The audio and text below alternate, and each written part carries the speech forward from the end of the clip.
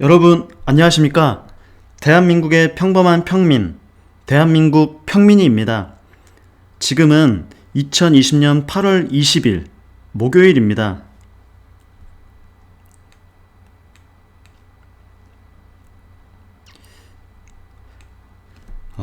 관측 이래 역대 최장 장마로 기록된 올해 장마 전선이 물러가면서 본격적으로 시작된 폭염으로 낮 기온이 최대 35도까지 오르고 있습니다.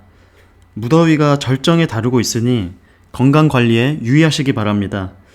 지금 서울에는 폭염경보가 발령 중입니다. 특히 실외 작업하시는 분들께서는 조심하시는 게 좋을 것 같습니다.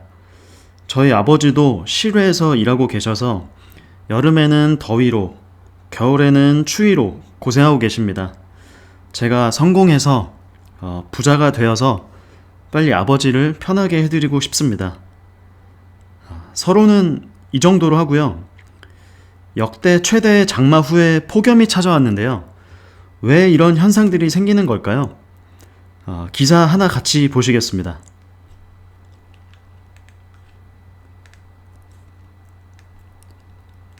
폭염, 이상기온, 폭우, 고스란히 되갚아준 1도 상승의 역습 이라는 타이틀의 기사입니다. 지난 2018년에 정부 간 협의체끼리 인천에서 지구온난화 1.5도라는 특별보고서를 만장일치로 승인했다고 하네요. 그 내용은 산업화 이전 수준 대비 현재 전 지구 평균 온도가 약 1도 상승했고 지금의 이상기후를 예견이라도 하듯 산업화 이전 수준 대비 지구온난화에 따른 폭염과 집중호우 등 위험이 인류에게 주는 의미가 들어가 있다고 합니다. 이때 2018년도에 진짜 더웠던 걸로 기억하는데요. 다들 기억하시죠? 한반도가 20년 만에 최악의 폭염을 견디고 있었기 때문입니다. 기상청에 따르면 18년도에 폭염과 열대야수가 각각 31.4일 그리고 17.7일이었다고 하고 이 수치는 평년 대비 3배 이상 웃도는 수치였다고 합니다. 그리고 2018년 8월 1일 이날 기억하시나요? 진짜 더웠습니다. 서울이 39.6도를 기록했는데 기상 관측을 시작한 이후 111년 만에 가장 더운 날이었다고 합니다. 2018년도에 진짜 더웠어요, 진짜로. 그리고 2019년에는 여름과 겨울 모두 이상징후가 나타났습니다. 2019년에 무려 7개의 태풍이 우리나라를 지나갔죠. 이 수치는 평년보다 2배 높은 수치였다고 합니다. 그리고 가을에도 태풍이 계속됐었고요. 그리고 2019년 11월부터는 또 유난히 따뜻한 겨울이었습니다. 눈보다 비가 많이 왔고 전국 평균 기온도 3.1도로 평균보다 2.5도 높았습니다.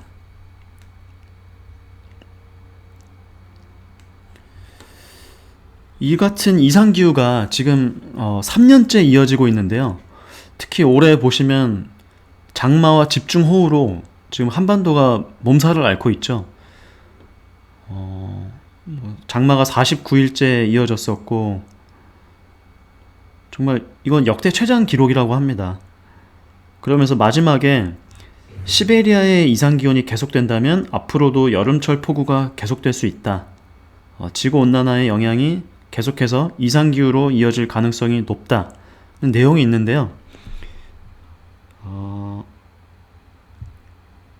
우리가 보통 제일 추운 곳, 온도가 낮은 곳 하면 시베리아를 떠올리는데 시베리아 상황을 한번 보겠습니다.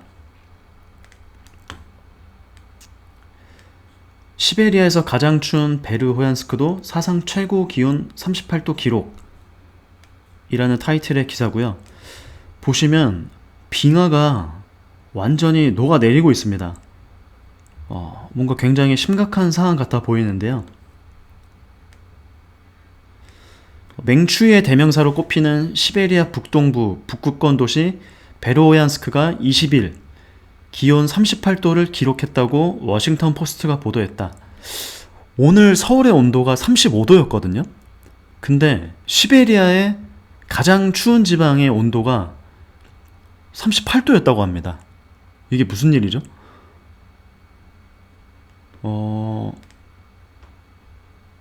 평균 6월달 평균 기온은 20도에 불과한데 지금 38도를 기록했다고 합니다. 이 베르호얀스크라는 지역은 세계에서 가장 추운 지역 중 하나로 꼽힌다고 하는데 그러한 지역에서 이러한 수치가 나온 겁니다. 올해 들어서 시베리아에는 이상기온이 계속되고 있다고 합니다. 눈과 얼음이 그냥 모두 녹아내리고 있는 상황이라고 보면 될 것 같습니다. 유럽 상황도 한번 살펴볼까요? 65년 만에 최고 기온, 지구온난화로 유럽의 폭염 기승 이라는 타이틀의 기사이고요. 스페인의 국립기상청이 발표했는데 산세바스티안이라는 지역에 기온이 42도를 기록했다고 합니다. 이 같은 온도는 1955년 기록을 작성하기 시작한 이후에 65년 만에 최고치라고 합니다. 이 같은 폭염의 원인으로 지구온난화에 따른 기후변화가 지목되고 있고요. 그리고 영국에서도 역대급 폭염이 나왔다고 합니다. 히스로 공항이라고 있는데 이곳이 37.8도를 찍었고 올해 들어 가장 더운 날이자 역대 세 번째로 더운 날로 기록됐다고 합니다. 전 세계에 걸쳐서 이상기온 현상이 지금 일어나고 있는데요. 그렇다면 이상기온 현상은 왜 일어나는 걸까요?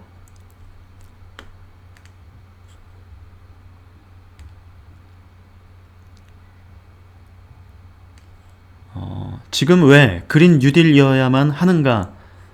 라는 타이틀의 기사이고요. 지난 6월 달에 기후변화행동연구소 부소장 박현정 씨가 나와서 인터뷰를 한 내용입니다. 그 인터뷰 내용이 보시는 것처럼 굉장히 긴데요. 시간이 되시는 분은 한번 이 원문을 쭉 한번 읽어보시면 좋을 것 같아요. 근데 여러분의 시간은 소중하니까 제가 내용을 요약해보면 기후위기 원인 물질인 온실가스의 저장소 역할을 하는 것이 숲인데 이 숲이 파괴되면 결국 대기 중 온실가스가 더 많아지고 기후위기도 더 심각해지는 이런 악순환이 계속되고 있다는 겁니다. 이러한 문제점을 해결할 수 있는 것 중에 하나가 그린 뉴딜이고 유럽에서는 이미 오래전부터 그린 뉴딜에 대해서 많은 관심을 갖고 발전시켜 나가는 분야라고 합니다. 그 중에 하나가 전기차입니다. 그리고 미국과 중국에서는 전기차 분야의 정부 지원을 계속해서 하고 있습니다. 이런 부분을 고려해 봤을 때 전기차는 아직도 성장할 수 있는 여력이 아주 많습니다. 지난 영상에서는 다들 잘 아시는 테슬라와 니콜라에 대해서 살펴보았고요. 오늘은 중국의 테슬라, 중국판 테슬라라고 불리는 니오에 대해서 말씀드리겠습니다.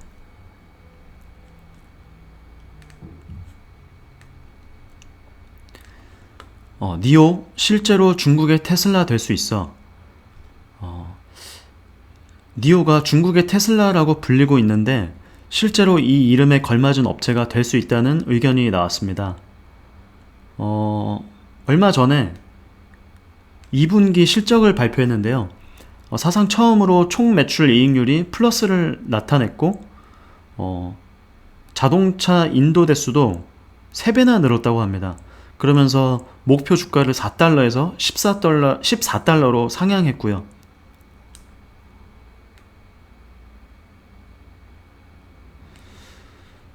이러한 성장세에 올해 니오의 주가가 무려 222% 상승했습니다. 정말 폭발적인 상승이 나왔죠. 그리고 다른 기사도 한번 찾아보겠습니다. 중전기차 니오 분기 실적 호조 속 증산 계획 발표. 앞서 말씀드린 2분기 실적 그에 대한 내용이 담겨 있고, 여기선 추가된 게 라인 증설 계획도 공개했다고 합니다. 그러니까 15만 대를 생산하도록 확대할 수 있을 것이라고 했다고 하는데, 폭발적인 성장이 있었기 때문에 이렇게 증산 계획까지도 추가로 발표할 수 있었겠죠.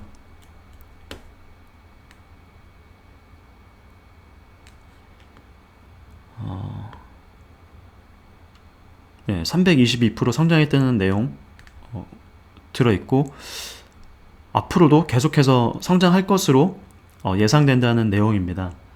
그리고 하나 더 기사 보겠습니다.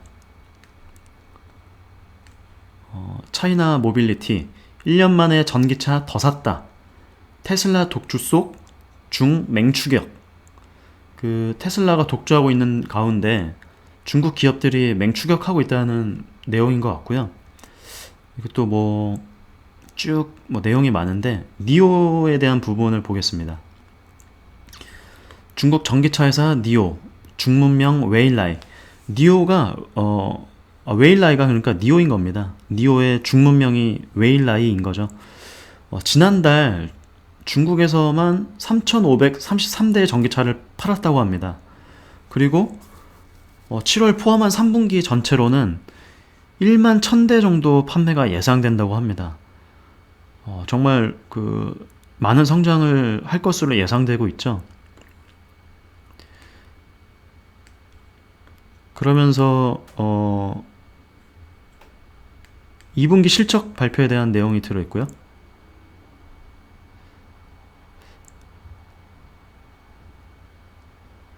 그리고 기사를 하나 더 보겠습니다. 미 증시 입성 중국 전기차 다크호스 샤오펑, 니오, 리샹 이라는 타이틀의 기사이고요. 중국 신흥 전기차 업체들이 속속 미국 증시에 상륙하고 있다는 내용이고, 이 표가, 이 그림이 2020년 상반기 중국 신흥 전기차 업체별 판매 대수입니다. 웨일라이, 니오죠. 리샹, 웨이마, 샤오펑 여러 가지 업체들이 있는데, 그 중에 1등이 웨일라이, 이 니오라는 겁니다.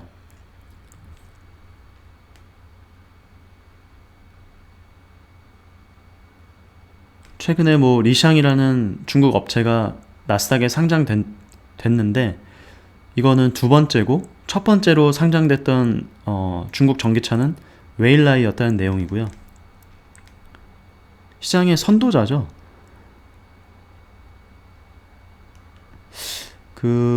니오에 대한 내용만 보면 프리미엄 전기차 웨일라이, 그러니까 니오는 프리미엄을 지향하는 겁니다. 최근에 투자자들의 주목을 굉장히 많이 받고 있고, 5월 대비했을 때 주가가 이미 4배 뛰었다. 그리고 프리미엄 차량으로 분류되는 모델이 6월 판매에 호조를 보이고 있다. 굉장히 긍정적인 소식들이 담겨 있습니다. 그리고 웨일라이는 지난 2014년 설립되었고, 출범 당시 IT 공룡 텐센트, 정말 중국의 엄청난 기업이죠. 텐센트로부터 대규모 자금을 유치했고, 그래서 많은 스포트라이트를 받았습니다. 굉장히 뒤에서 텐센트가 자금으로 지원을 하고 있기 때문에 공격적으로 영업활동을 펼칠 수 있는 겁니다. 텐센트가 니오의 2대 주주입니다. 그렇다 보니까 자금 유동성이 굉장히 풍부한 기업입니다.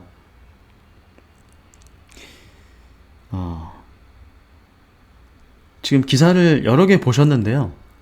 이 기사들의 내용을 종합해보면, 중국 내에서 전기차 섹터 내에서 많은 기업들이 사업을 활발히 펼치고 있고, 그 중에 대장이 바로 웨일라이, 니오라는 겁니다. 글로벌 이상기온 현상 속에서 내연 기관차에서 전기차로 패러다임이 이미 변해가고 있고, 중국에서는 전기차 분야를 미국의 테슬라처럼 키우기 위해서 최선의 노력을 다하고 있고, 그 중에서 중국 전기차의 대장은 바로 니오입니다. 여러분, 니오에 투자를 해야 될까요? 아니면 말아야 될까요?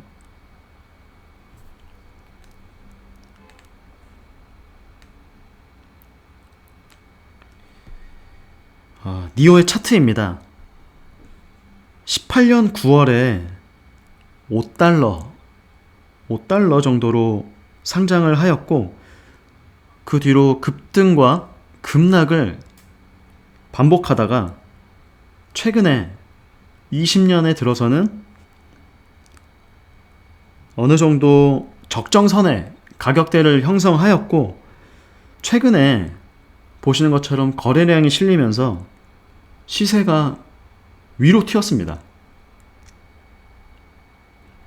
최근 3달의 차트를 그럼 집중적으로 보겠습니다.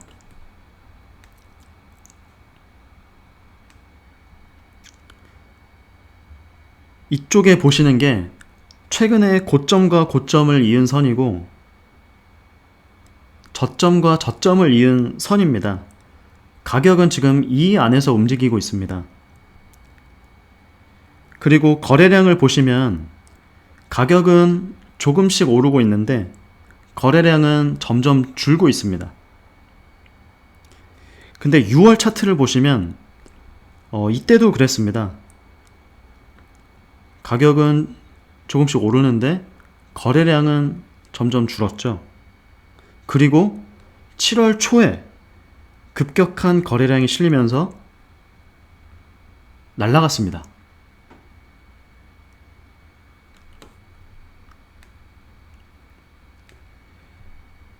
저는 제가 매수한 종목들인데요.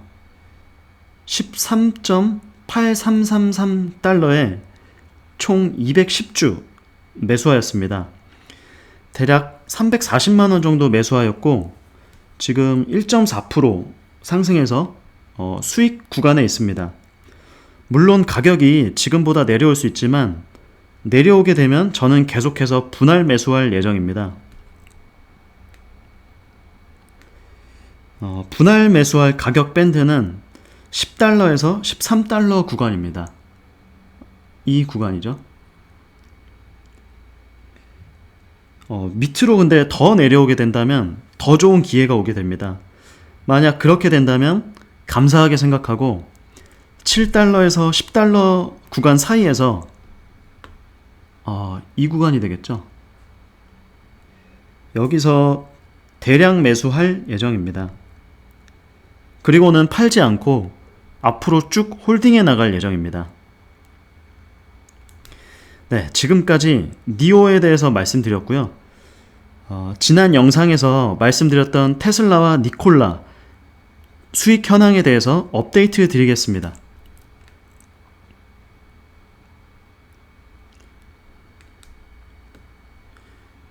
이게 지난 영상에서 수익 현황을 인증했던 모습이고요. 10일 만에 285만원의 수익이 났던 것을 제가 수익 인증하였습니다. 그리고 이것을 업데이트한 게 이건데요. 지금 보시면 테슬라는 27%, 이거는 외화 기준 화면이고요.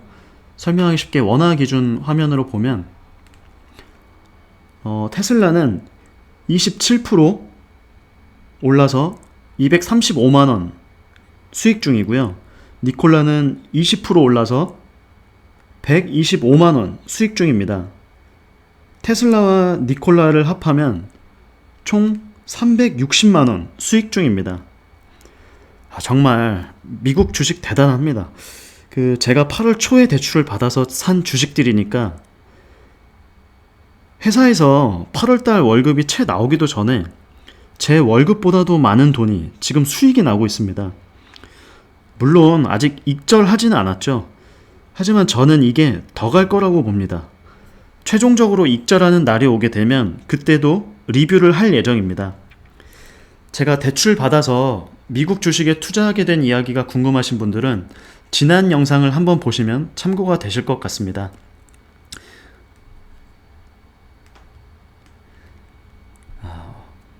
오늘은 그럼 여기까지 하겠습니다. 좋아요, 구독, 알림 설정 해주시면 감사드리겠습니다. 그럼 다음 영상에서 찾아뵙겠습니다. 감사합니다.